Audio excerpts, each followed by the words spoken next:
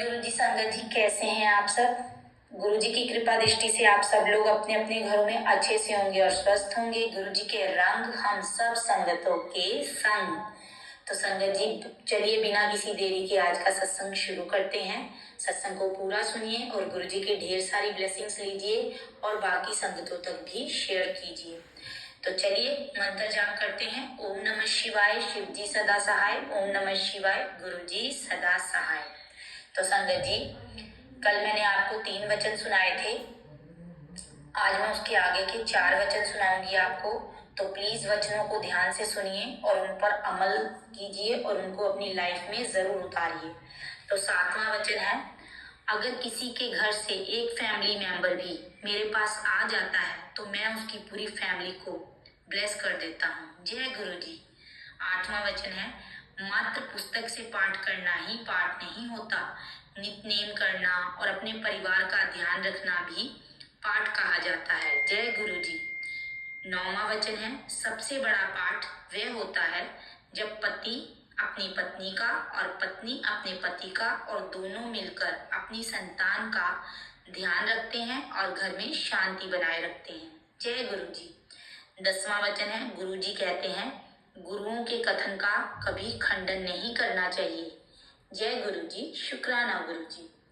तो संगत जी, ये है हमारे आगे के 4 वचन।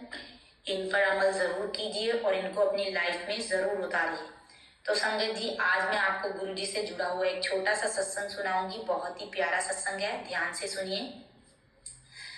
संगत जी, जब गुरु जी फिजिकल फॉर्म में जालंधर मंदिर में विराजमान थे तो वहां पर 2 आंटियां आती हैं पहली बार।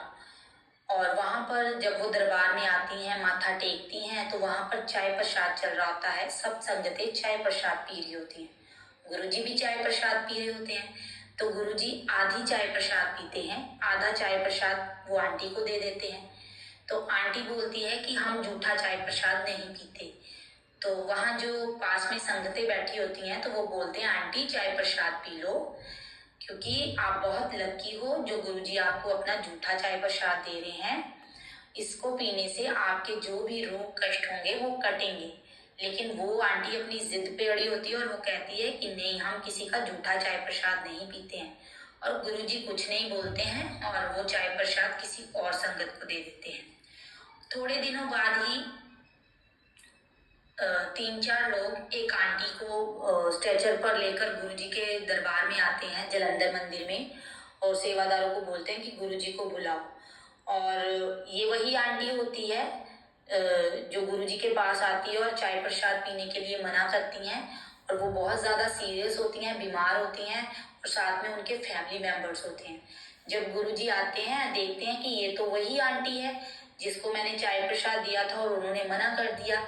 तो उनके फैमिली मेंबर बोलते हैं कि गुरुजी प्लीज इनको ठीक कर दो, हमें नहीं पता इनको क्या हुआ है, लेकिन ये बहुत बीमार है। हमने बहुत सारे डॉक्टरों को दिखाया लेकिन डॉक्टर लोगों को समझ में नहीं आ रहा कि इनको क्या प्रॉब्लम है। तो उन्होंने कहा है कि इनको आप कहीं और ले जाओ। तो हम आपके पास ले आए हैं, हमें आपका ही आसरा है, आप पर ही भरोसा है, प्लीज आप इनको ठीक कर दो। तो गुरुजी कहते हैं कि मैंने तो चाय प्रसाद दिया था आंटी को पीने के लिए, लेकिन इन्होंने मना कर दिया, क्योंकि मुझे तो पता है ना कि किस पे कौन सा कष्ट आने वाला है। तो संगत जी, इस सत्संग से हमें ये सीखने को मिलता है कि हमें कभी भी ना अपना दिमाग नहीं चलाना चाहिए। हम गुरुजी से जब जुड़ते हैं तो हमें गुरुजी की हर बात माननी चाहिए। हमें कहीं भी लंगर प्रसाद, चाय प्रसाद मिले तो उसको जरूर ग्रहण करना चाहिए, क्योंकि गुरुजी हमारे माई बाप हैं। गुरुजी को पता है कि हमारी लाइफ में कौन सा कष्ट कब आने वाला है, तो वो किसी ना किसी जरिए उसको कम करने की, कष्ट को कम करने की कोशिश करते हैं, टालने की कोशिश करते हैं।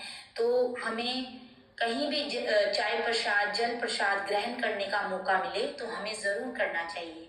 तो आशा करती हूँ कि आपको ये छोटा सा सत्संग बहुत अच्छा लगा हो। अगर अच्छा लगा है तो वीडियो को लाइक कीजिए, चैनल को सब्सक्राइब कीजिए और बेल आइकन के बटन को जरूर दबाइए कि जब भी मैं नया सत्संग अपलोड करूं तो वो सबसे पहले आपके पास आए।